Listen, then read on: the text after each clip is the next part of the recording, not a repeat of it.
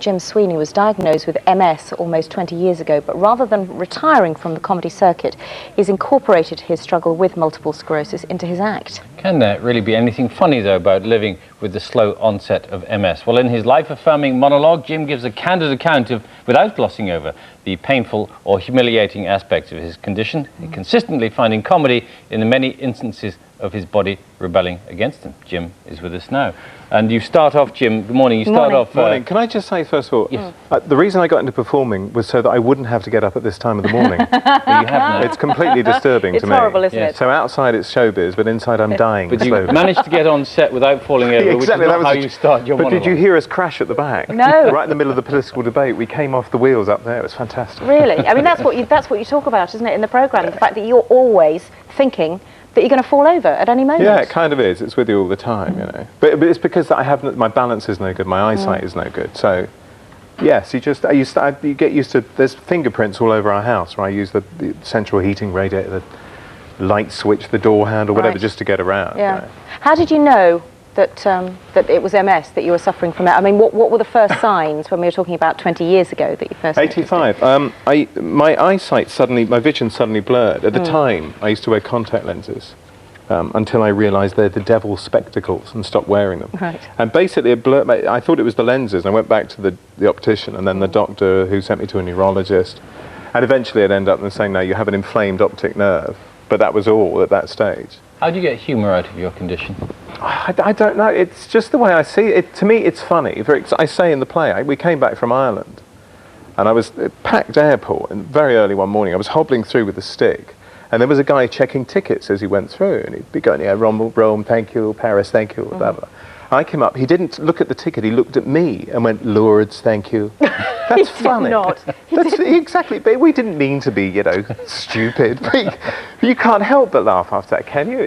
I don't know. I mean, if you're getting that sort of thing every day, I mean, what are people's reactions to you and to the fact that you are clearly struggling with a stick and sometimes you fall over? Well, the best is always the amount of people who say, take your time, because I have no option. I can't go any faster anyway. Yeah. So people do, and they mean very well. But people are normally fantastically helpful. They're always willing to offer an arm or do this for you. I did have a guy the other night at a cab, first time I've ever had it, who went, I'm not taking him if he's drunk.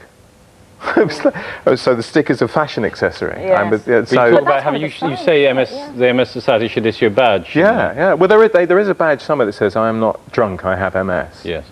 And I always thought if you had a drink, you should have a badge that just says, what you looking at? So it balances out. Everybody's generally really helpful and, kind about it. What kind of reaction do you get when you use it as your act? When you said the Lord's thing, I laughed and thought, oh, I mustn't laugh. I mean, is it that do people get a bit embarrassed, I suppose, about laughing about somebody who's got MS? I don't know.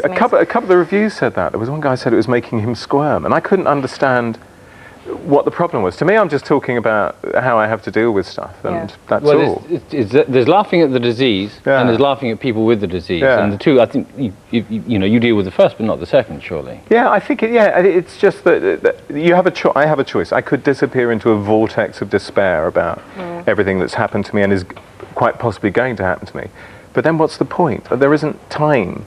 My mother had two great phrases in her life. One was, don't hog the vodka, and the other one was, you're a long time dead. Yeah. And it's absolutely true. So I can either sit around moaning about it now, or just get on with living and just take whatever happens, Yeah. I think that's the only way to deal with it, really. Yeah, it is. Well, it's a very good play. You heard it? Play. Yeah. Yes. Oh, yeah. Yeah, we've heard it. Is it a play or is it a monologue? Which is it? I don't know. I consider it a play, but then I'm a bit poncy. It is a monologue at the end. It's just, and it goes through, as I say, it goes through how it started, drugs that are available, the hotel room in Hong Kong. Drinking the Southern Comfort. There you go, yeah. That's exactly right. Well done. Thank you. Deeply touched. We do our homework. We do, indeed.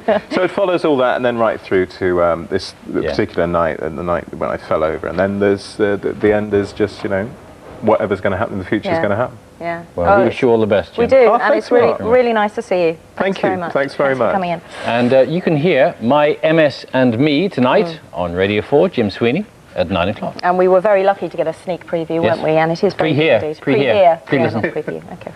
Stopped it really. Now, stay with us. How are the